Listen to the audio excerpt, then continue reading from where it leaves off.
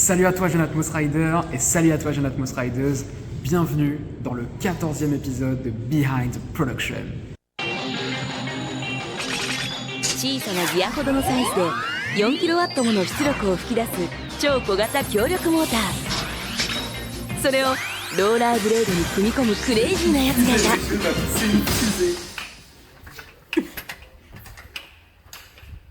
Donc là, vous le voyez, j'ai essayé de bien me saper. J'ai troqué le t-shirt Atmos Rider et les suites pour la petite chemise et les petites bretelles. La raison pour laquelle on a mis un peu de retard à vous sortir la nouvelle vidéo, c'est parce qu'en fait j'étais occupé sur le financement.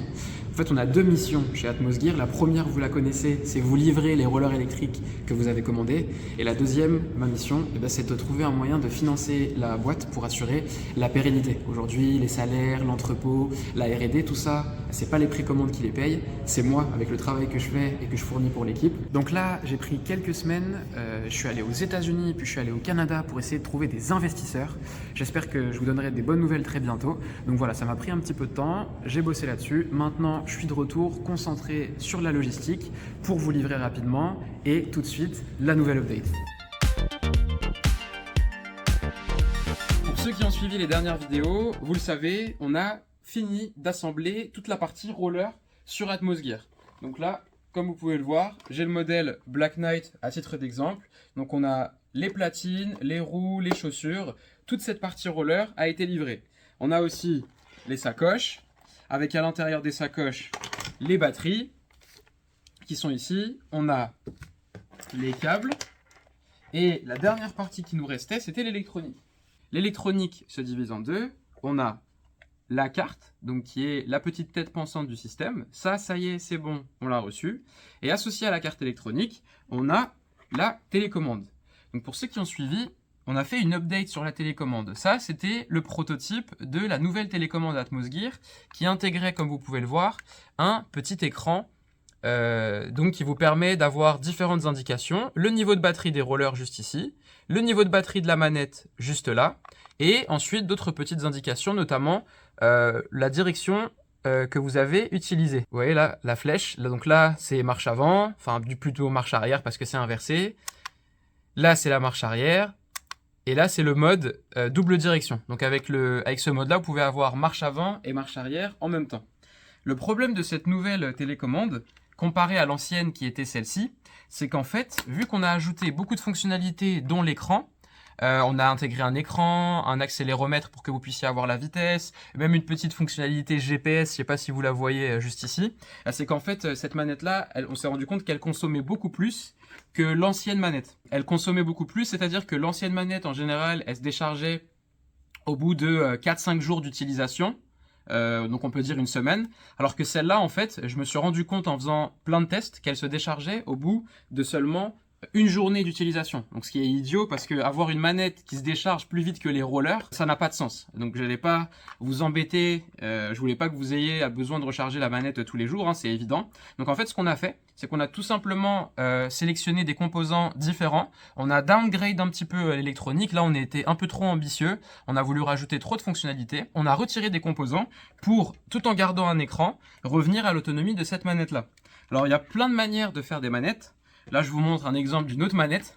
Vous voyez, voilà, ça c'est une manette un petit peu en mode pistolet qui existe aussi dans la mobilité électrique. On a cette manette-là qui est petite et qui est assez efficace. Et en gros, c'est de cette manette-là, en fait, finalement, qu'on va s'inspirer. Vous voyez, elle est très petite. Je vous mets en comparaison l'ancienne manette Atmos Gear. Et ce qui est bien, c'est que sur celle-là, on a un petit écran. Et cet écran, il consomme pas beaucoup. Hop, là, vous voyez, j'allume.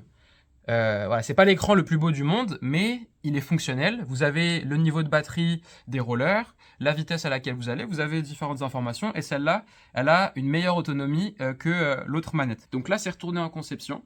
Il lui faut à peu près une semaine pour pouvoir développer le software. Donc là, c'est le programme autour de l'électronique de la manette. Et ensuite, une semaine pour pouvoir tester en conditions réelles. Donc globalement, on a 2 semaines pour pouvoir valider ça. Et ensuite, une semaine pour fabriquer les 500 manettes et normalement 2-3 jours pour les livrer, donc pour que ça arrive ici à l'entrepôt. Donc globalement dans le package, je dirais qu'on en a pour 3 semaines. Si tout se passe bien, on réussira à vous livrer pour Noël. Je sais qu'il y en a nombreux qui ont demandé si c'était possible. Franchement, je l'espère. Je croise les doigts pour que ça marche pour les fêtes de fin d'année. On va tout faire pour.